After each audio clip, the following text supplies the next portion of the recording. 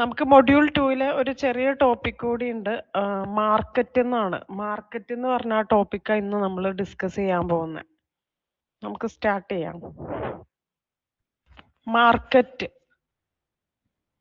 നമുക്ക് എല്ലാവർക്കും അറിയാവുന്ന പോലെ മാർക്കറ്റ് എന്ന് പറയുമ്പോൾ ബയേഴ്സിനും സെല്ലേഴ്സിനും ഗുഡ്സും സർവീസസും എക്സ്ചേഞ്ച് ചെയ്യാൻ വേണ്ടിയിട്ടുള്ള ഒരു പ്ലാറ്റ്ഫോം. അതാണ് മാർക്കറ്റ് എന്ന് പറഞ്ഞിട്ടുണ്ടെങ്കിൽ.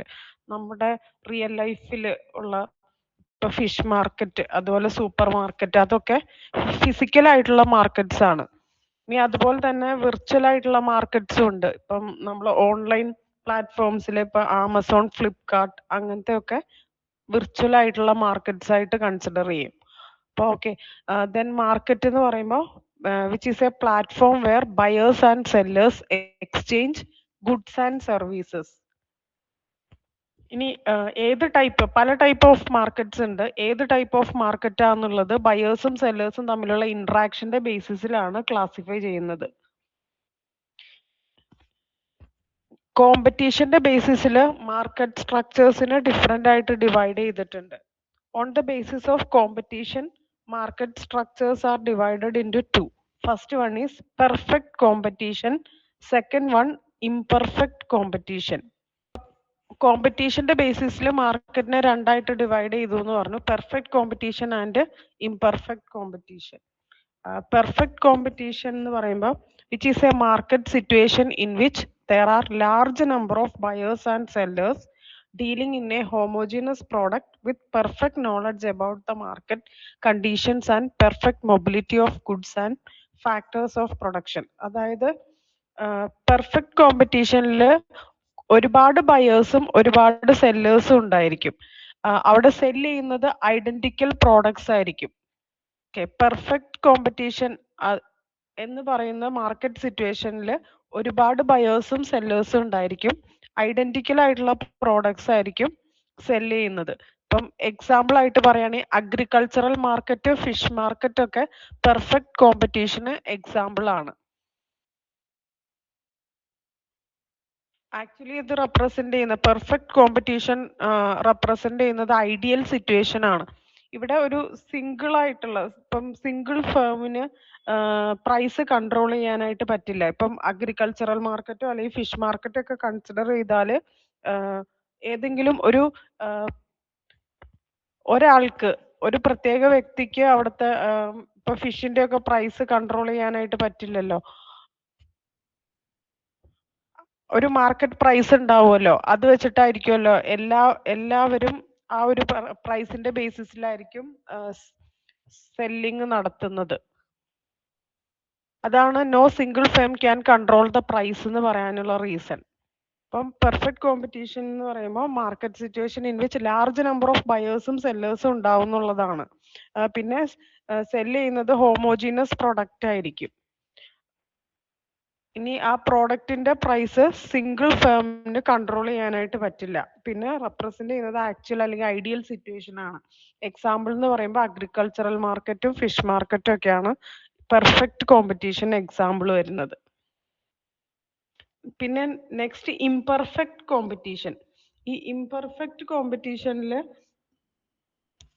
വീണ്ടും different types of market situations ഉണ്ട്. Monopoly, monopolistic competition and oligopoly. നിങ്ങൾക്ക് ആ മൂന്നെണ്ണ പഠിക്കാനുള്ളത്. പെർഫെക്റ്റ് കോമ്പറ്റീഷനിൽ വരുന്നതാണ് monopoly, monopolistic competition and oligopoly. ഇനി മോണോപോളി എന്ന് പറയുമ്പോൾ അതിന് മുന്നേ ഒരു മിനിറ്റ്,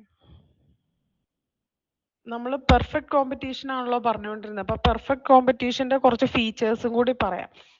ലാർജ് നമ്പർ ഓഫ് ബയേഴ്സും സെല്ലേഴ്സും ഉണ്ടായിരിക്കും. ഹോമോജീനസ് പ്രൊഡക്റ്റ് ആയിരിക്കും സെല് ചെയ്യുന്നത്. പിന്നെ freedom of entry and exit ഉണ്ട്. എന്താന്ന് പറയാതൊക്കെ. പിന്നെ പെർഫെക്റ്റ് നോളജ് ഉണ്ടായിരിക്കണം. പിന്നെ perfect mobility of good and factors of production. പിന്നെ ആബ്സെൻസ് ഓഫ് ട്രാൻസ്പോർട്ട് കോസ്റ്റ്. ഇത്രയാണ് പെർഫെക്റ്റ് കോമ്പറ്റീഷന്റെ ഫീച്ചേഴ്സ് എന്ന് പറയുന്നത്. ഫസ്റ്റ് വൺ പറഞ്ഞത് ലാർജ് നമ്പർ ഓഫ് ബയേഴ്സും സെല്ലേഴ്സും ഉണ്ടാവും എന്നുള്ളതാ. അപ്പൊ ഇവിടെ പറയുന്ന അനുസരിച്ചിട്ട് each buyers and sellers share is negligible. ഇപ്പം ഓരോ ബയറിന്റെയും സെല്ലറിന്റെയും ഷെയർ നെഗ്ലിജിബിൾ ആണെന്ന് പറയാൻ കാരണം ഇപ്പം പ്രൈസ് ഡിറ്റർമിൻ ചെയ്യുന്നത് ഇൻഡിവിജ്വൽ പേഴ്സൺസ് അല്ല. ഇൻഡിവിജ്വൽ പേഴ്സൺസിന് പ്രൈസിനെ ഇൻഫ്ലുവൻസ് ചെയ്യാനായിട്ട് പറ്റില്ല. അതുകൂടാണ്ട് ഇപ്പൊ ആ ഒരു ഇൻഡിവിജ്വൽ ഫേമിന്റെയോ അല്ലെങ്കിൽ ഇൻഡിവിജ്വൽ പേഴ്സന്റെയോ പ്രസൻസോ ആബ്സെൻസോ അത് പ്രത്യേകിച്ച് ഒരു ഇഫക്റ്റും ആ മാർക്കറ്റിൽ ഉണ്ടാക്കുന്നില്ലാത്തത് കൊണ്ട് അതുകൊണ്ട് തന്നെ ബയേഴ്സിന്റെയും സെല്ലേഴ്സിന്റെയും ഷെയർ നെഗ്ലിജിബിൾ ആണെന്ന് പറയാം. അതായത് പ്രൈസിനെ ഇൻഫ്ലുവൻസ് ചെയ്യാനായിട്ട് ഇൻഡിവിജ്വൽസിന് പറ്റില്ലാത്തതും പിന്നെ അത് കൂടാണ്ട് ഇപ്പം ഒരു ആ സെല്ലർ നിലനിന്ന് പോവുക എന്നുള്ളത് അല്ലെങ്കിൽ ആ സെല്ലർ നിലനിൽക്കുന്നില്ല എന്നുള്ളത്, അത് രണ്ട് എങ്ങനെയാണെങ്കിലും അത് മാർക്കറ്റിനെ ഒരു രീതിയിലും അഫക്റ്റ് ചെയ്യുന്നില്ല. പിന്നെ പെർഫെക്റ്റ് കോമ്പറ്റീഷന്റെ കേസിൽ എല്ലാവരും പ്രൈസ് ടേക്കേഴ്സ് ആണെന്ന് പറയും.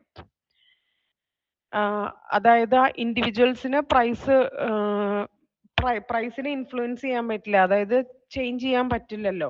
അപ്പോൾ ആകെ ചെയ്യാൻ പറ്റുന്ന കാര്യം എന്ന് പറഞ്ഞാൽ it can choose only how much to produce, എത്രത്തോളം ഗുഡ്സ് പ്രൊഡ്യൂസ് ചെയ്യാന്നുള്ളത് ഡിസൈഡ് ചെയ്യാം. പക്ഷെ പ്രൈസ് ഡിസൈഡ് ചെയ്യാനോ പ്രൈസ് ചേഞ്ച് ചെയ്യാനോ പറ്റില്ല. അതുകൊണ്ട് തന്നെ ഈ കേസിൽ എല്ലാവരെയും പ്രൈസ് ടേക്കേഴ്സ് എന്ന് പറയും.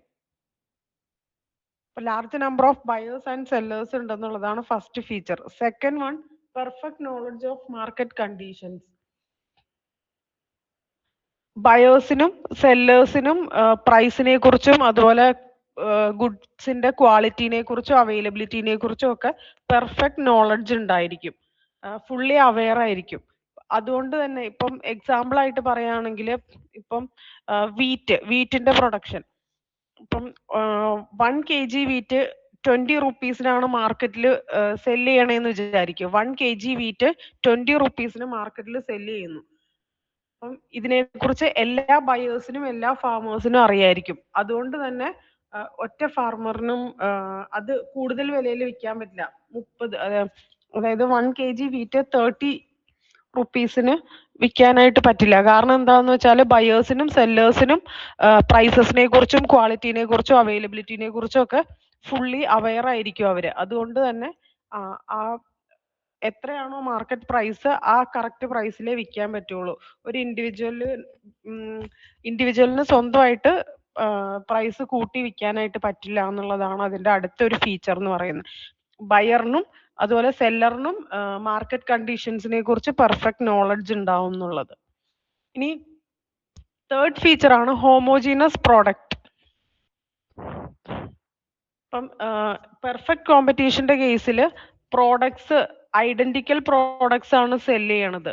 ഇപ്പം ക്വാളിറ്റിയിലോ പാക്കിങ്ങിലോ ലേബലിങ്ങിലോ കളറിലോ ഒന്നും ഡിഫറൻസ് ഉണ്ടാവില്ല. അതുപോലെ ബ്രാൻഡ് പ്രിഫറൻസസും എക്സിസ്റ്റ് ചെയ്യുന്നില്ല എന്നുള്ളത്. ഒരു എക്സാമ്പിൾ ആയിട്ട് പറയുകയാണെങ്കിൽ ഇപ്പം എന്താ പറയണ,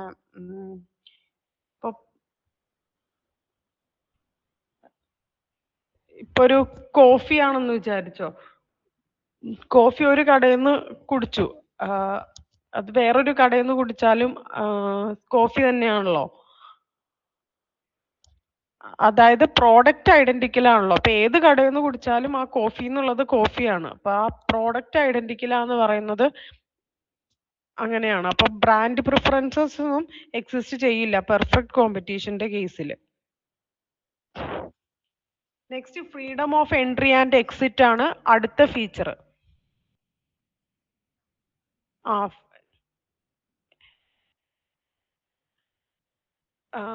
ഇതിപ്പോ പറയുകയാണെങ്കിൽ freedom of entry and exit എന്ന് പറയുമ്പോൾ ഞാൻ ഓൾറെഡി പറഞ്ഞിരുന്നു, ഒരു ഇൻഡിവിജ്വൽ സെല്ലർ അല്ലെങ്കിൽ ഒരു ഇൻഡിവിജ്വൽ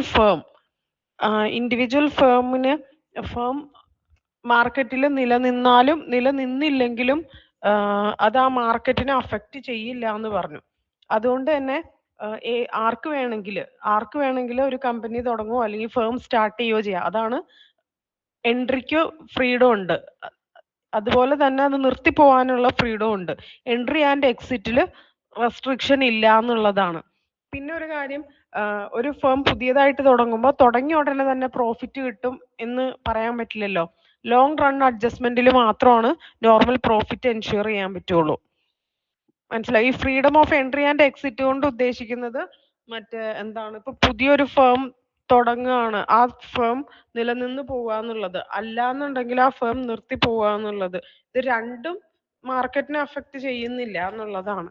അതായത് രണ്ടിനും റെസ്ട്രിക്ഷൻ ഇല്ല. എൻട്രിക്കും റെസ്ട്രിക്ഷൻ ഇല്ല, എക്സിറ്റിനും റെസ്ട്രിക്ഷൻ ഇല്ല. ആർക്ക് വേണമെങ്കിൽ പുതിയ ഫേം തുടങ്ങാം, ആർക്ക് വേണമെങ്കിൽ പറ്റില്ലെങ്കിൽ അത് നിർത്താം. അങ്ങനെ അത് മാർക്കറ്റിനെ അഫക്റ്റ് ചെയ്യുന്നില്ല. ഇനിയിപ്പം പ്രോഫിറ്റ് വേണമെന്നുണ്ടെങ്കിൽ, അതായത് ഫേം സ്റ്റാർട്ട് ചെയ്ത ഉടനെ തന്നെ പ്രോഫിറ്റ് എന്തായാലും കിട്ടില്ല. അപ്പോൾ പ്രോഫിറ്റ് എന്നുള്ളത് ആ കേസ് വരുന്നത് ലോങ് റൺ അഡ്ജസ്റ്റ്മെന്റിൽ മാത്രമേ പ്രോഫിറ്റ് പോസിബിൾ ആയിട്ടുള്ളൂ. ഇനി അടുത്ത ഫീച്ചർ പറഞ്ഞത് perfect mobility of good and factors of production or absence of transport cost.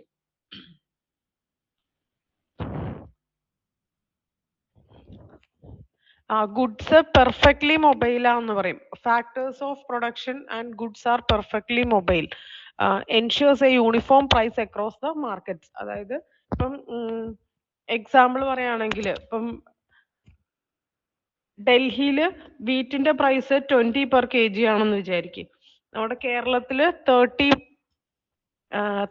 Per K G ആണ് വീറ്റിന്റെ പ്രൈസ് എന്ന് വിചാരിക്കും. അപ്പം സാധാരണ എന്ത് ചെയ്യും, ട്രേഡേഴ്സ് ഡൽഹിയിൽ നിന്ന് 20 രൂപ കിലോയ്ക്ക് 20 രൂപയല്ലേ ഉള്ളൂ. അപ്പൊ അവിടുന്ന് വാങ്ങിച്ചിട്ട് ഇവിടെ കേരളത്തില് സെല് ചെയ്യാണല്ലോ. Sell in Kerala price, sorry, sell in Kerala. അപ്പൊ പ്രൈസ് ഡിഫറൻസസ് വാനിഷ് ചെയ്യും. ഒന്നുകൂടി പറയാം ഞാൻ, ഇപ്പം കുറഞ്ഞ വിലയിൽ സാധനങ്ങൾ കിട്ടുമെങ്കിൽ നമ്മൾ അവിടെ നിന്ന് വാങ്ങിച്ചിട്ട് കേരള മാർക്കറ്റിൽ വിൽക്കുമല്ലോ. അതാണ് ഇവിടുത്തെ കേസ് എന്ന് പറയുന്നത്. ഇവിടെ actually goods, perfect mobility of goods and factors of production എന്ന് പറഞ്ഞിട്ടുണ്ടെങ്കിൽ, വില കുറവുള്ള സ്ഥലത്തുനിന്ന് ബൾക്കായിട്ട് ഗുഡ്സ് വാങ്ങിയിട്ട് വന്ന് കേരളത്തിൽ വെക്കുക എന്നുള്ള. അപ്പൊ ആ മൊബിലിറ്റി ഓഫ് ഗുഡ്സ് പോസിബിൾ ആണെന്നുള്ളത്. അതുപോലെ തന്നെ യൂണിഫോം പ്രൈസ് ആണ് അക്രോസ് ദ മാർക്കറ്റ്സ് എന്നുള്ളത് എൻഷുർ ചെയ്യുക. ഇത്രയാണ് എന്ത് വരുന്നത്, അതായത് features of perfect competition. Features of perfect competition ഇത്രയാണ്: large number of buyers and sellers, homogeneous product, freedom of entry and exit, perfect knowledge, perfect mobility of goods and factors of production, and absence of transport cost. ഇനി അടുത്തത് imperfect കോമ്പറ്റീഷനിലെ monopoly. First case is monopoly. മോണോപ്പൊളിയുടെ case എന്ന് പറഞ്ഞാൽ ഒരു സെല്ലറെ ഉണ്ടാവുള്ളൂ, അതിന് substitute ആയിട്ട് വേറെ ഒന്നും ഉണ്ടാവില്ല. എക്സാമ്പിൾ പറയുകയാണെങ്കിൽ ഇന്ത്യൻ റെയിൽവേസ്. അപ്പം അതിനെ സബ്സ്റ്റിറ്റ്യൂട്ട് ചെയ്യാനായിട്ട് വേറെ ഇല്ലല്ലോ. അങ്ങനെ വരുമ്പോൾ ഇപ്പൊ പ്രൈസ് ഒക്കെ ആണെങ്കിലും, ടിക്കറ്റ് പ്രൈസ് ഒക്കെ ആണെങ്കിലും അവരല്ലേ ഡിസൈഡ് ചെയ്യണം. ആ ഡിസൈഡ് ചെയ്യുന്ന പ്രൈസ് കൊടുത്ത് ട്രാവൽ ചെയ്യേണ്ടി വരും. അതായത് മോണോപ്പൊളിയുടെ മീനിങ്, മലയാളം മീനിങ് എന്ന് പറഞ്ഞാൽ തന്നെ കുത്തക എന്നുള്ളതാണല്ലോ. അപ്പൊ ഒരാൾക്ക്, അതായത് ഒരു വൺ സെല്ലറേ ഉണ്ടാവുള്ളൂ. നോ ക്ലോസ് സബ്സ്റ്റിറ്റ്യൂട്ട്സ് ആണ്. Example Indian railway. അത് ഒന്നുകൂടി ഞാൻ ഡീറ്റെയിൽഡ് ആയിട്ട് പറയാം.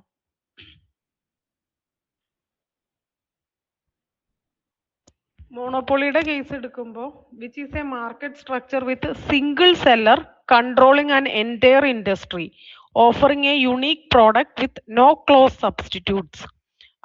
അതായത് സിംഗിൾ സെല്ലർ ആണ് എൻറ്റയർ ഇൻഡസ്ട്രീനെ കൺട്രോൾ ചെയ്യുന്നത്. അവർ പ്രൊവൈഡ് ചെയ്യുന്ന പ്രോഡക്റ്റ് എന്ന് പറയുമ്പോൾ സിംഗിൾ സെല്ലർ ആയതുകൊണ്ട് തന്നെ യുണീക്ക് ആയിട്ടുള്ള പ്രോഡക്റ്റ് ആയിരിക്കും അവർ സെല് ചെയ്യുന്നത്. അതിന് ക്ലോസ് ആയിട്ടുള്ള സബ്സ്റ്റിറ്റ്യൂട്ട്സ് ഒന്നും ഉണ്ടാവില്ല. അതുകൊണ്ട് തന്നെ അവരെ പ്രൈസ് മേക്കർ ആക്കാനായിട്ട്, പ്രൈസ് മേക്കർ, ഇത്രയും നേരം മുന്നേ ഞാൻ പറഞ്ഞിരുന്നു, പെർഫെക്റ്റ് കോമ്പറ്റീഷന്റെ കേസിൽ പ്രൈസ് ടേക്കേഴ്സ് എന്നാ വിളിച്ചുകൊണ്ടിരുന്നത് എല്ലാവരെയും. ബയേഴ്സും സെല്ലേഴ്സും പ്രൈസ് ടേക്കേഴ്സ് ആയിരുന്നു. പക്ഷെ മോണോപ്പൊളിയുടെ കേസിൽ പ്രൈസ് മേക്കർ ആണ്, പ്രൈസ് ടേക്കർ അല്ല, പ്രൈസ് മേക്കർ ആണ്. അതായത് അവരാണ് പ്രൈസ് ഡിസൈഡ് ചെയ്യണത്. കാരണം സിംഗിൾ സെല്ലറേ ഉള്ളൂ. അപ്പൊ ആ സിംഗിൾ സെല്ലറിന് പ്രൈസ് ഡിസൈഡ് ചെയ്യാം.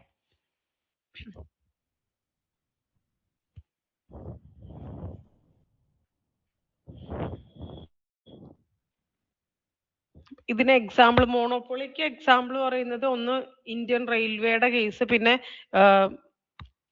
KCB അങ്ങനത്തെ കാര്യങ്ങളൊക്കെ. പിന്നെ key features of monopoly already പറഞ്ഞ കാര്യങ്ങളൊക്കെ തന്നെയാണ്, ഞാൻ ഒന്നുകൂടി എന്നാലും പറയാം. സിംഗിൾ സെല്ലർ ഓർ പ്രൊഡ്യൂസറേ ഉണ്ടാവുള്ളൂ. അതായത് ഒരു ഫേം ആണ് മാർക്കറ്റ് ഡോമിനേറ്റ് ചെയ്യുക, സെല്ലിംഗ് ടു ഓൾ ബയേഴ്സ്. അതായത് one firm dominates a market selling to all buyers എന്നുള്ളത്. പിന്നെ സെക്കൻഡ് ഫീച്ചർ ആണ് no close substitutes. Product unique ആയിരിക്കും, കൺസ്യൂമേഴ്സിന് വേറെ ഓൾട്ടർനേറ്റീവ് ഓപ്ഷൻസ് ഒന്നും ഉണ്ടാവില്ല എന്നുള്ളത്. Third feature is price maker. മോണോപോളിസ്റ്റുകൾ ഒരു പ്രൈസ് ഡിസൈഡ് ചെയ്യും, അല്ലെങ്കിൽ ഒരു പ്രൈസ് സെറ്റ് ചെയ്യും. ആ പ്രൈസ് നമ്മൾ എന്തായാലും കൊടുക്കേണ്ടി വരും. ഇനി ഹൈ ബാരിയേഴ്സ് ടു എൻട്രി, അതായത് പുതിയ ഫേമിന് ഈ അത്ര പെട്ടെന്ന് പുതിയ ഫേം ഫോം ചെയ്യാൻ പറ്റില്ല, അല്ലെങ്കിൽ പുതിയ ഫേമിന് അത്ര ഈസി ആയിട്ട് എൻ്റർ ചെയ്യാൻ പറ്റില്ല due to legal, technological or financial obstacles. മോണോപ്പൊളിയുടെ കേസിൽ ഇപ്പം സിംഗിൾ സെല്ലർ ആയിരിക്കും ഡോമിനേറ്റ് ചെയ്യാന്ന് പറഞ്ഞു. അപ്പം അങ്ങനെ വരുന്ന കേസിൽ പുതിയൊരു ഫേം തുടങ്ങുക എന്നുള്ളത് അത്ര ഈസി അല്ല. ലീഗൽ ഇഷ്യൂസും ടെക്നോളജിക്കൽ ആൻഡ് ഫൈനാൻഷ്യൽ ഒബ്സ്റ്റക്കിൾസ് ഒക്കെ ഫേസ് ചെയ്യും. അപ്പം അതുകൊണ്ട് തന്നെ ഹൈ ബാരിയേഴ്സ് ടു എൻട്രി ആണ്. പെർഫെക്റ്റ് കോമ്പറ്റീഷന്റെ കേസിൽ എൻട്രി എക്സിറ്റിനും ഫ്രീഡം ഉണ്ടായിരുന്നു. ആർക്ക് വേണമെങ്കിൽ എപ്പോ വേണമെങ്കിൽ ഫേം തുടങ്ങാം എന്നുള്ളത്, എൻട്രിക്ക് നല്ല ഫ്രീഡം ഉണ്ടായിരുന്നു. പക്ഷെ ഈ മോണോപ്പൊളിയുടെ കേസിൽ എൻട്രിക്ക് അത്ര ഫ്രീഡം ഇല്ല, high barriers to the entry ആണ് due to legal, technological or financial obstacles. ഇനി നെക്സ്റ്റ് ഫീച്ചർ എന്ന് വേണമെങ്കിൽ പറയാവുന്ന പ്രോഫിറ്റ് മാക്സിമൈസേഷൻ. ഔട്ട്പുട്ട് കൺട്രോൾ ചെയ്തുകൊണ്ട് പ്രോഫിറ്റ് മാക്സിമൈസ് ചെയ്യാന്നുള്ളതാണ് മെയിൻ ഗോള് മോണോപ്പൊളി മാർക്കറ്റ് സ്ട്രക്ചറിന്റെ. ഇനി ഡിമാൻഡ് കർവ് വരയ്ക്കുകയാണെങ്കിൽ ഡൗൺവേർഡ് സ്ലോപ്പിംഗ് കർവ് ആയിരിക്കും നമുക്ക് കിട്ടുക. അതായത് കൂടുതൽ പ്രോഡക്ട്സ് സെല് ചെയ്യാൻ വേണ്ടി മോണോപോളിസ്റ്റുകൾ പ്രൈസ് ലോവർ ചെയ്യും. Firm entire market demand face ചെയ്യുന്നത് കൊണ്ട് പ്രൈസ് ലോവർ ചെയ്യുന്നുണ്ട്. അതുകൊണ്ട് തന്നെ ഡൗൺവേർഡ് സ്ലോപ്പിംഗ് ഡിമാൻഡ് കർവ് ആയിരിക്കും നമുക്ക് കിട്ടുക. പിന്നെ പ്രൈസ് ഡിസ്ക്രിമിനേഷൻ അത് ഓപ്ഷണൽ ആണ്. അത് may charge different prices to different customers for the same product. അത് മാൻഡേറ്ററി ആണെന്ന് നമുക്ക് പറയാൻ പറ്റില്ല ആ ഫീച്ചർ. അത് സിറ്റുവേഷനും ഫേം ഒക്കെ അനുസരിച്ചിട്ടിരിക്കും. സെയിം പ്രോഡക്റ്റിന് ഡിഫറെന്റ് പ്രൈസസ് വാങ്ങിക്കുക എന്നുള്ളത്. പിന്നെ കോമ്പറ്റീഷൻ, ഡയറക്റ്റ് കോമ്പറ്റീഷൻ ഇവിടെ ഇല്ല. Faces no direct rivals in the market. Already പറഞ്ഞായിരുന്നു, ഹൈ ബാരിയേഴ്സ് ടു എൻട്രി, അതായത് പുതിയ ഫേം തുടങ്ങാൻ ഒരുപാട് ബാരിയേഴ്സ് ഉള്ളത് കൊണ്ട് പുതിയ ഫേംസോ അല്ലെങ്കിൽ ഈ പറഞ്ഞ കോമ്പറ്റീഷൻസ് ഒക്കെ ഡയറക്റ്റ് ആയിട്ട് വരാനുള്ള ചാൻസസ് മോണോപ്പൊളി ഈ ടൈപ്പ് മാർക്കറ്റ് സ്ട്രക്ചറിൽ കുറവാണ്.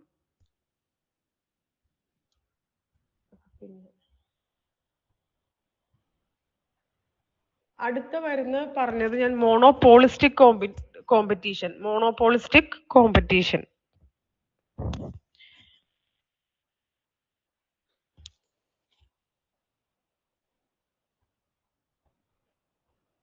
മോണോപോളിസ്റ്റിക് കോമ്പറ്റീഷനിൽ ഏറ്റവും സിമ്പിൾ ആയിട്ട് പറയുകയാണെങ്കിൽ many products but products are differentiated by branding. ഒരുപാട് പ്രോഡക്ട്സ് അവൈലബിൾ ആണ്, പക്ഷെ മോണോപോളിയിൽ ഒരു സെല്ലർ എന്നല്ലേ പറഞ്ഞ, ഒരു സെല്ലർ സബ്സ്റ്റിറ്റ്യൂട്ട് ഇല്ലാതെ ഉള്ള പ്രോഡക്ട്സ്. പക്ഷെ മോണോപോളിസ്റ്റിക് കോമ്പറ്റീഷന്റെ കേസിൽ many products but products are differentiated by branding. Example പറയുകയാണെങ്കിൽ ടൂത്ത് പേസ്റ്റ് അല്ലെങ്കിൽ സോഫ്റ്റ് ഡ്രിങ്ക്സ് ഒക്കെ പറയുകയാണെങ്കിൽ ഒരുപാട് പ്രോഡക്ട്സ് ഉണ്ട്, പക്ഷെ ഡിഫറെന്റ് ബ്രാൻഡ്സ് അല്ലേ. അപ്പം മെനി പ്രോഡക്ട്സ് ബട്ട് ഈ പ്രോഡക്ട്സിനെ നമ്മൾ ബ്രാൻഡ് വെച്ചിട്ട് ഡിഫറൻഷിയേറ്റ് ചെയ്യുന്നു. അതാണ് monopolistic competition type of market structure എന്ന് പറയുന്നത്.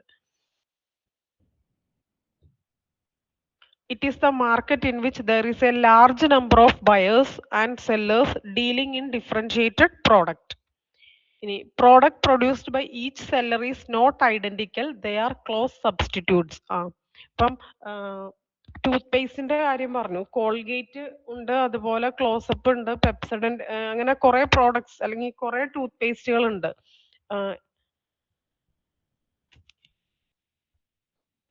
അപ്പൊ ഈ പ്രോഡക്ട്സ് എല്ലാം ഐഡന്റിക്കൽ അല്ല, പക്ഷെ ക്ലോസ് സബ്സ്റ്റിറ്റ്യൂട്ട്സ് അല്ലേ. അതായത് ക്ലോസപ്പ് വെച്ച് മാത്രമേ ബ്രഷ് ചെയ്യാൻ പറ്റുള്ളൂ എന്നില്ലല്ലോ, വേണമെങ്കിൽ കോൾഗേറ്റും യൂസ് ചെയ്യാലോ. അപ്പം സബ്സ്റ്റിറ്റ്യൂട്ട് ചെയ്യാം, ക്ലോസ് സബ്സ്റ്റിറ്റ്യൂട്ട്സ് ആണ്, പക്ഷെ ഐഡന്റിക്കൽ പ്രോഡക്ട്സ് അല്ല.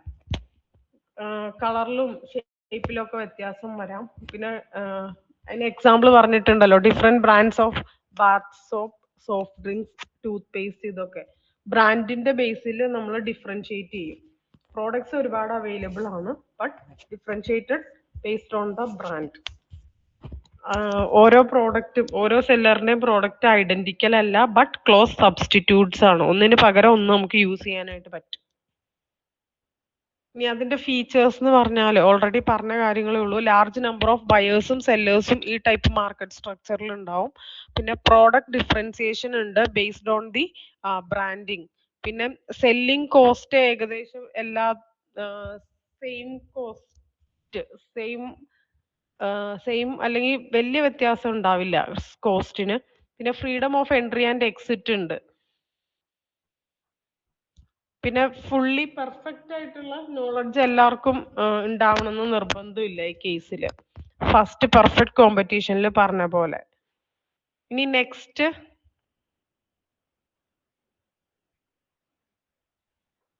Oligopoly. Oligopoly type of market സ്ട്രക്ചറിൽ ഫ്യൂ സെല്ലേഴ്സേ ഉണ്ടാവുള്ളൂ. ആ കുറച്ച് പേരാണ് മാർക്കറ്റ് ഡോമിനേറ്റ് ചെയ്യുക. ഇപ്പൊ എക്സാമ്പിൾ പറയുന്നത് telecom companies. Telecom companies consider ചെയ്യുകയാണെങ്കിൽ ജിയോ, എയർടെൽ, വോഡാഫോൺ, അങ്ങനെ നോക്കുകയാണെങ്കിൽ അവര് മാർക്കറ്റിൽ കുറച്ച് പേരുണ്ട്, ആ കുറച്ച് പേര് മാർക്കറ്റ് ഡോമിനേറ്റ് ചെയ്ത് നിൽക്കുന്നു. പുതിയ ആൾക്കാർക്ക് എൻ്റർ ചെയ്യാൻ ബുദ്ധിമുട്ടായിരിക്കും, കാരണം അവരെ മറികടന്ന് എൻ്റർ ചെയ്യണ അത്ര ഈസി അല്ലല്ലോ. അപ്പം ഫ്യൂ സെല്ലേഴ്സ് ഉണ്ടാവും, അവരാണ് മാർക്കറ്റ് ഡോമിനേറ്റ് ചെയ്തിട്ടുണ്ടാവുക.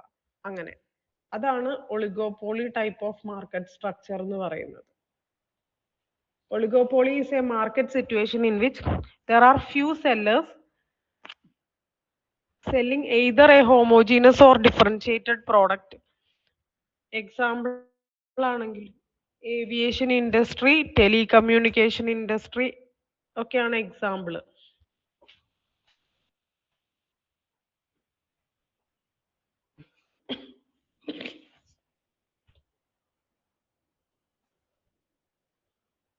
കുറച്ച് ഫേംസ് ഉള്ളത് പരസ്പരം ഇന്റർഡിപെൻഡന്റും ആയിരിക്കും.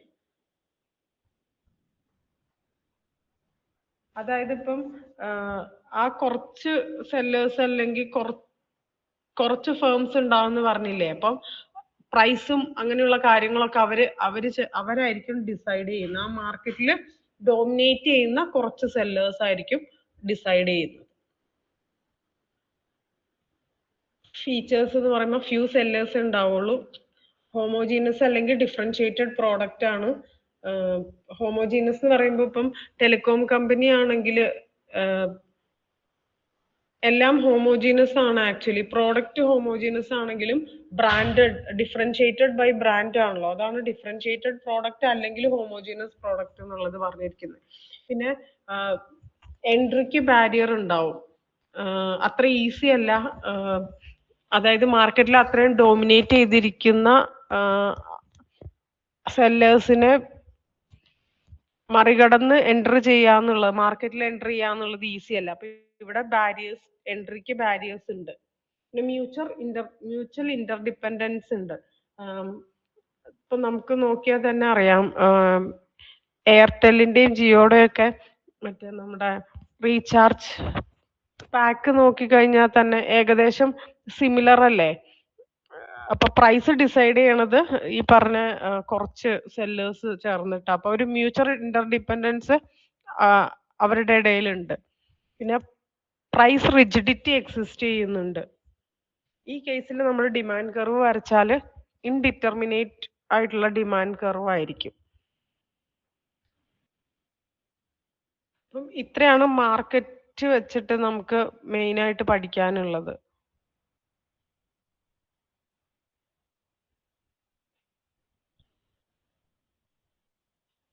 അപ്പൊ ജസ്റ്റ് മാർക്കറ്റ് എന്താന്നുള്ളത് അറിയാം, ബയേഴ്സിനും സെല്ലേഴ്സിനും ഗുഡ്സും സർവീസും എക്സ്ചേഞ്ച് ചെയ്യാനുള്ള പ്ലാറ്റ്ഫോമാന്നുള്ളത്. പിന്നെ ഡിഫറെന്റ് മാർക്കറ്റ് സ്ട്രക്ചേഴ്സ് ഉണ്ടെന്നുള്ളത്. പെർഫെക്റ്റ്, അതായത് കോമ്പറ്റീഷന്റെ ബേസിസിൽ perfect competition and imperfect competition, അങ്ങനത്തെ മാർക്കറ്റ് സ്ട്രക്ചേഴ്സ് ആണുള്ളത്. പിന്നെ അതിൽ തന്നെ ഇംപെർഫെക്റ്റില് monopoly, monopolistic competition and oligopoly, ഇത്രയും കാര്യങ്ങളാണുള്ളത്.